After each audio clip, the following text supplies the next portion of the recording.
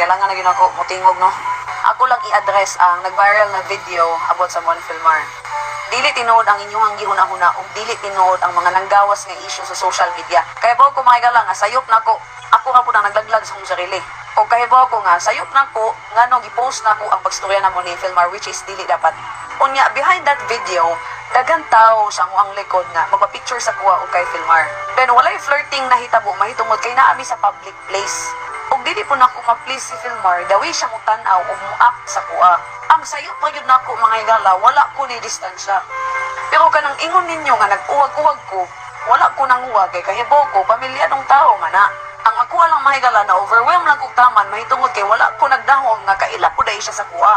O katong conversation na mo ni Filmar, wala milaing topic ato about lang atong isa kakauban niya nga surfer. Wala ko intensyon samaan ang ginahuna-huna ninyo nga. Nagwag-uwag ko sa iya ha, kay mismo gani mugunit sa iya, wala magay na akong gibuhat. O katong nga panghitabo mga igala, ubog ming duha. Timing kaayo nga nagkasabay mi sa usa ka bar.